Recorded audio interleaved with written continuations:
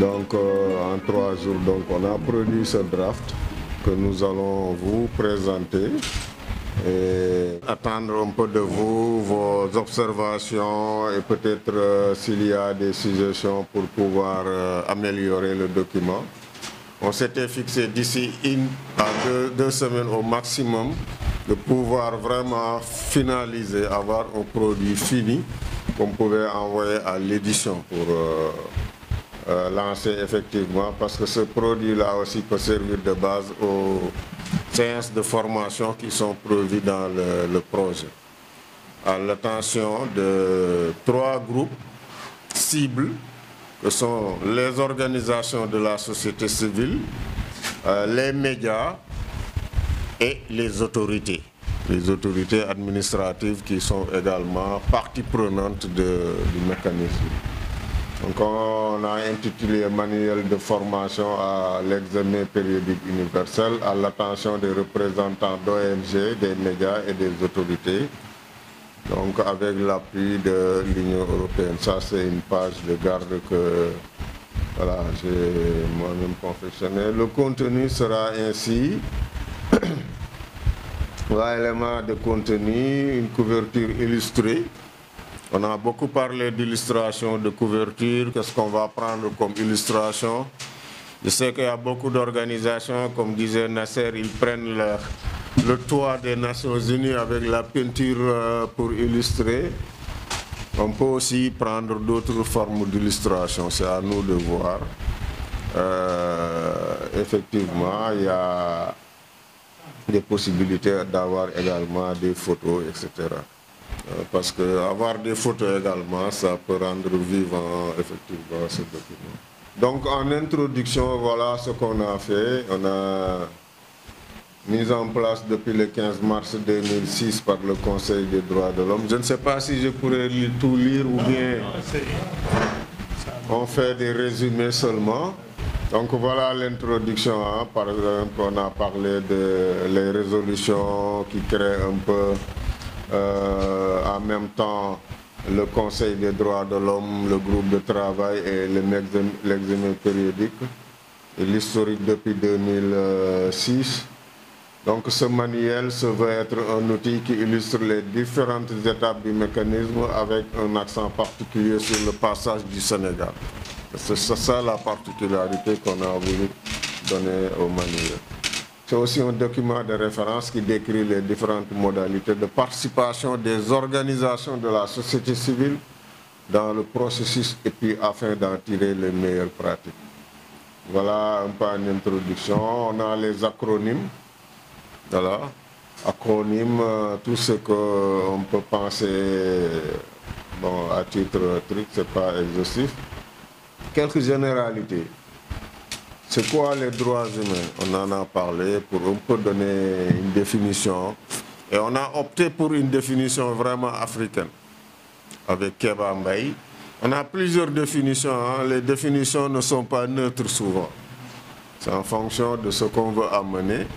Mais ici, il y a une spécificité quand même, c'est le droit des peuples. Et on a opté quand même pour ça. Les principes généraux, l'universalité, avec des, comment tu les appelles, les cryptogrammes. On peut voir comment mieux les insérer ou bien s'il y a d'autres cryptogrammes qu'on peut utiliser également. L'inaliénabilité, l'indivisibilité, l'interdépendance, voilà, la dignité humaine, l'égalité, la non-discrimination, la responsabilité, voilà. Et on peut expliquer à chaque fois ce qu'on entend par ça. C'est quoi l'Organisation des Nations Unies également, c'est important, avant d'en venir au mécanisme, de comprendre un peu la structuration, le fonctionnement de l'organisation avec ces 3 piliers, mais ces 4 objectifs que sont le maintien de la paix, la sécurité internationale, la coopération internationale, la lutte contre la pauvreté, assurer les droits de l'homme. Ici c'est un schéma, bon, on n'a pas pu avoir, c'est à titre indicatif, On peut l'améliorer, comme on n'était pas de grands techniciens en matière d'infographie. On l'a mis comme ça, en attendant les gens comme Iba, les Mataoula, ils vont nous aider à remplir. Parce que c'est un schéma qu'il faut remplir avec les dimensions, les organes des Nations Unies, etc. C'est quoi le Conseil? Maintenant, on en vient au Conseil des droits de l'homme qui est vraiment la tutelle de l'examen périodique. Voilà. La composition, les 47 membres, comment cette composition est répartie avec l'Afrique, l'Asie, etc. On dit que le Conseil, vraiment, c'est le lieu principal de discussion des questions relatives aux droits humains au sein de l'ONU. On est allé aussi chercher les 10 points qui sont incessamment, en tout cas invariablement, inscrits à l'ordre du jour du Conseil. Et c'est au 6e point qu'on a l'examen périodique universel. Donc, il y a d'autres points, invariablement, chaque session, c'est ça qu'il traite.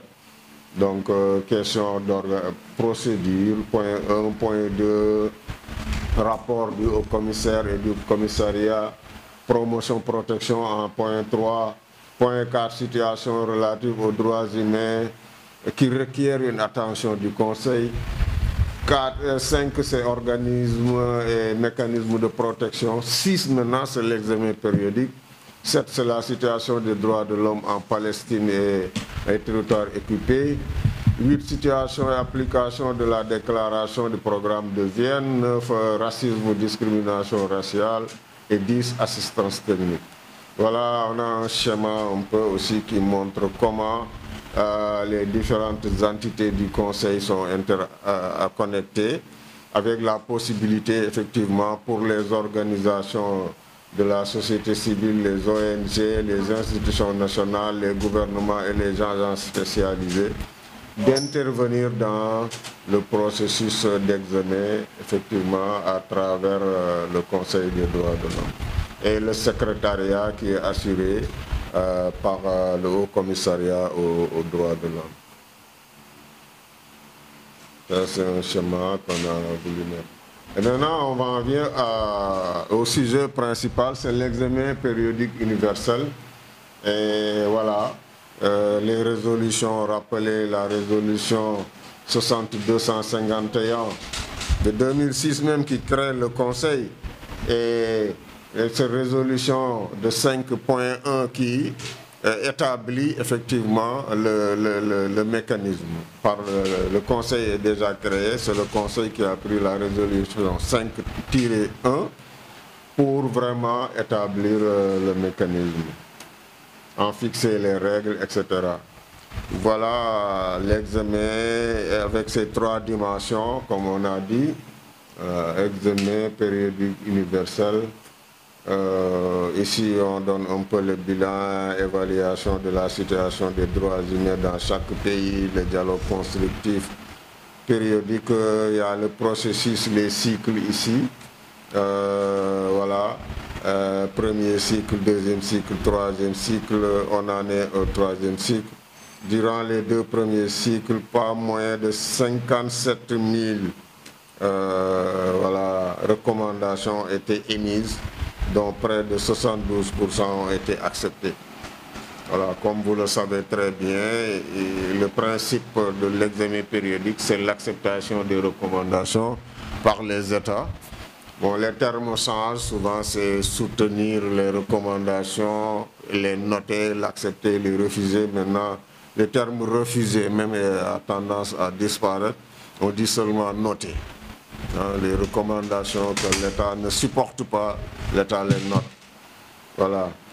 Tous les 193 pays donc, sont examinés, ça c'est le caractère universel.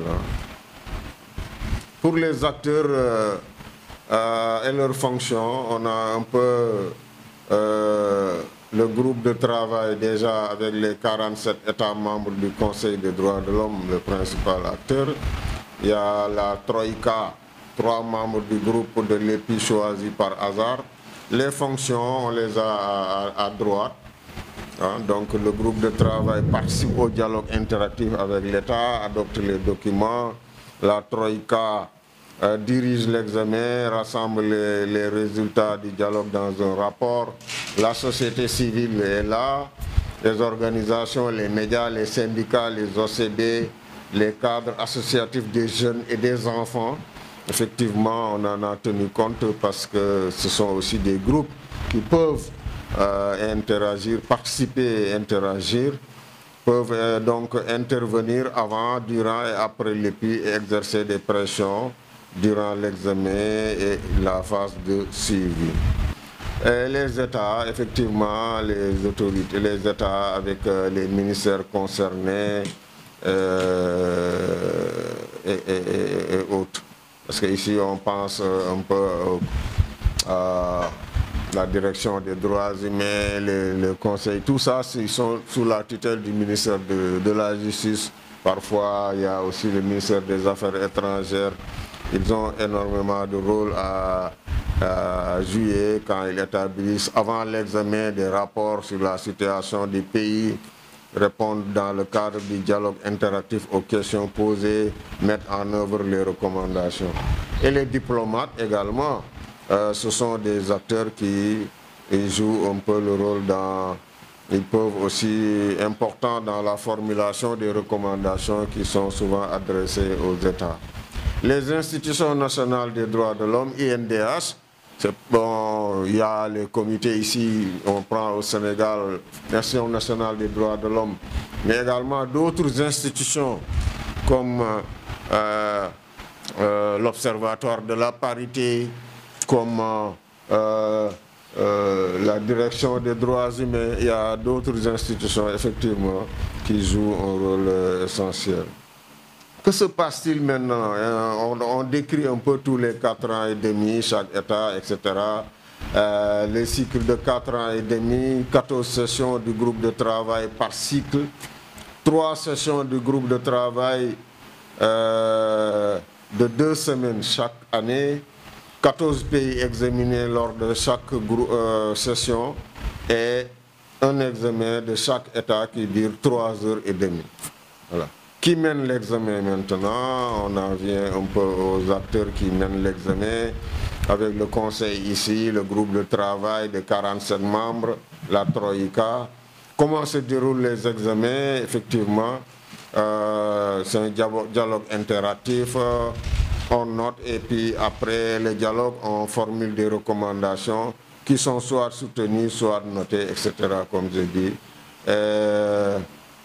Sur quel instrument s'appuie l'EPI, comme contrairement au mécanisme, comme on dit, de convention, les organes basés sur les conventions, ici, l'examen se base sur tous les instruments des droits humains, la charte internationale, la charte des droits de l'homme, déclaration universelle, et les autres conventions, même les obligations et engagements volontaires de l'État et tout ce qui est aussi du droit international humanitaire applicable. Donc voilà un peu. Et quels sont les documents de base sur lesquels effectivement l'examen se déroule? C'est le rapport fourni par l'État, le rapport national, environ 20 pages. Les informations que donnent effectivement les organes comme les Nations Unies, les Hauts Commissariats aux droits de l'homme, de 10 pages, et les informations provenant des INDH et des OSC, effectivement aussi 10 pages. Adoption du rapport, cette phase d'adoption, on l'a décrit. Suivi des recommandations, ça c'est après, effectivement, que l'État ait accepté ces recommandations, qu'on est dans la phase de suivi des recommandations. Et nous, organisations, ça nous donne un peu une idée de ce qu'on doit faire. On doit suivre également si effectivement les recommandations sont intégralement mises en œuvre, les recommandations mises en œuvre partiellement et les recommandations qui sont en attente d'être mises en œuvre et les recommandations qui sont notées. Voilà un peu nous quand on va travailler aussi. sur quoi nous devons faire attention. Les lignes directrices pour le regroupement, pour regrouper en tout cas les recommandations. Parce qu'il y a énormément de recommandations et on s'est rendu compte qu'au fil des cycles, les recommandations augmentent. Hein? Au début de 40 recommandations, on en est à 200 et quelques recommandations au troisième cycle. Voilà, donc il faut pouvoir les classifier en thématiques. Et voilà un peu des orientations pour classer en thématiques. Égalité, non-discrimination, droit au développement, enjeux environnementaux, droits de l'homme et lutte contre le terrorisme. Ça, c'est par rapport donc aux thèmes transversaux. Maintenant, il y a des thèmes comme les droits civils et politiques, hein, liberté d'expression, les libertés, d'autres formes de l'administration de la justice, interdiction de l'esclavage, etc., la vie privée, les droits économiques, sociaux et culturels, tout ce qui est droit à la santé, éducation, sécurité sociale, mais les droits aussi des groupes particuliers, les femmes, les enfants, les personnes handicapées, mineurs, migrants, apatrides. Et aussi des thèmes liés à des régions et des territoires particuliers. Voilà un peu comment on regroupe. Les étapes du cycle, hein, le processus de l'EPI se déroule en 3 étapes. Avant, pendant et après. Avant, qu'est-ce qu'il faut faire? Préparer le rapport, présenter le rapport national, mise en place des coalitions, participer aux pré-sessions, donc on s'adresse ici plus à la société civile, soumission de rapports au commissariat, préparation des missions, s'il faut aller participer à l'examen, en tout cas aux pré-sessions, proposer des recommandations à l'attention aussi d'autres États à travers les représentations diplomatiques et constitution de délégations. Ça, c'est avant, quand on se prépare. Maintenant, quand on participe, l'examen se déroule, il faut aller là-bas, sur place, organiser des side events, etc. Après, maintenant, il faut aussi travailler à la diffusion, vulgariser les recommandations, faire le suivi, limiter, initier un dialogue avec l'État, parce qu'il ne faut pas dire que c'est l'État le principal responsable, non, on n'a aucun rôle, mais si on a un rôle à jouer, donc il faut dialoguer avec l'État pour voir comment on peut contribuer à la mise en œuvre de ces recommandations. Quand et comment la société peut-elle intervenir? Participer aux consultations nationales, envoyer une soumission écrite au commissariat aux droits de l'homme en respectant les directives techniques. Avant l'EPI, participer aux pré-sessions, plaider pour vos recommandations de type SMART soient formulées auprès d'autres États, cibler des missions de l'ONU à Genève, etc. Pendant la session aussi, il faut assister au dialogue interactif, organiser des manifestations, comme on dit, les side events, c'est ça qu'on a décrit dans le tableau. Et pendant la séance aussi, prononcer des discours. Souvent on a 2 minutes, si on a un statut d'observateur. Si on n'a pas de statut, on n'a pas aussi le droit à la parole. Organiser une manifestation parallèle, les side events, participer aux manifestations prenant contact avec d'autres ONG, tenir des conférences de presse et faire le suivi. Pour le suivi aussi, voilà, il faut diffuser, préparer un plan d'action comme on est en coalition, effectivement, pour suivre les recommandations, effectuer aussi des missions permanentes auprès des ambassades.